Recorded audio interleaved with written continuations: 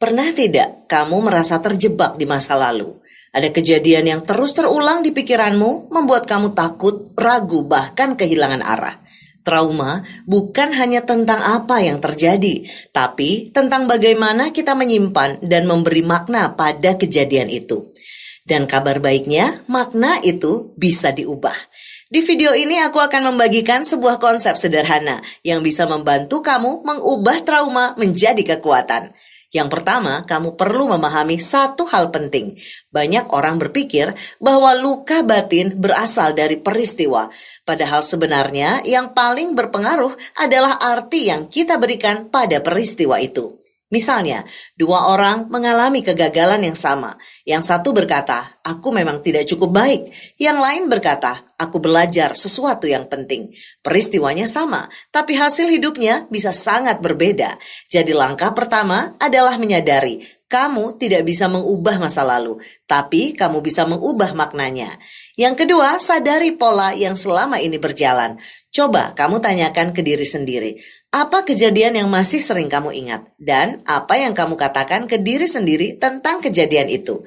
Biasanya trauma menciptakan kalimat seperti, aku tidak aman, aku tidak cukup, aku tidak berharga. Dan tanpa sadar, kalimat itu terus kamu ulang.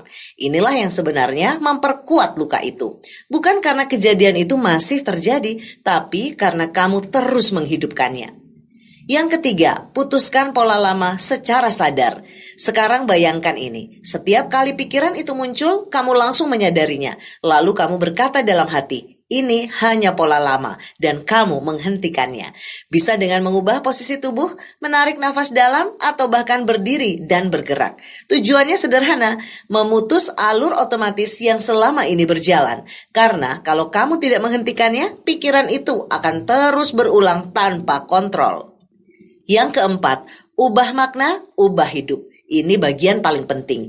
Coba kamu ambil satu kejadian yang dulu menyakitkan dan sekarang tanyakan, apa pelajaran yang bisa aku ambil dari sini? Bagaimana kejadian ini membuatku lebih kuat?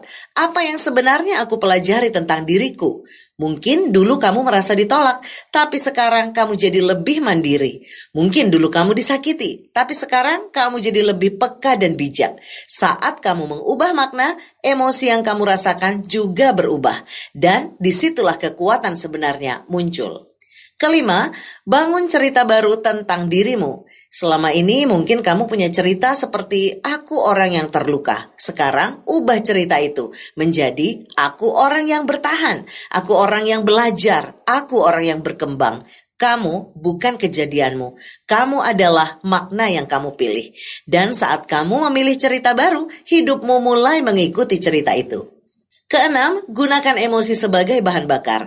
Banyak orang ingin menghilangkan rasa sakit. Padahal sebenarnya emosi itu bisa jadi sumber energi. Marah bisa jadi dorongan untuk berubah. Sedih bisa jadi pintu untuk memahami diri. Takut bisa jadi sinyal untuk tumbuh. Kuncinya bukan menghindari emosi, tapi mengarahkannya. Tanyakan, energi ini bisa aku gunakan untuk apa? Lalu yang ketujuh, visualisasi masa depan yang berbeda. Sekarang pejamkan mata sejenak atau bayangkan versi dirimu yang sudah sembuh, lebih tenang, lebih percaya diri, tidak lagi dikendalikan masa lalu. Lihat bagaimana kamu berjalan, bagaimana kamu berbicara, bagaimana kamu merespons hidup. Semakin sering kamu membayangkan ini, otakmu akan mulai percaya bahwa itu mungkin. Dan perlahan kamu akan bergerak ke arah itu. Dan yang terakhir, ambil tindakan kecil hari ini. Perubahan tidak harus besar, cukup satu langkah kecil. Menulis apa yang kamu rasakan, berbicara dengan orang yang kamu percaya, menghentikan satu pola pikiran negatif. Karena setiap langkah kecil adalah bukti bahwa kamu tidak lagi diam. Dan saat kamu bergerak, luka itu mulai kehilangan kekuatannya.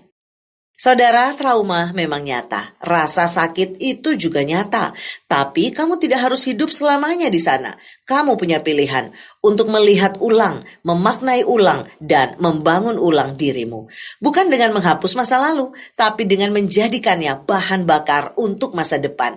Karena pada akhirnya yang menentukan hidupmu bukan apa yang terjadi, tapi bagaimana kamu memilih untuk melihatnya. Dan mungkin hari ini adalah awal dari perubahan itu.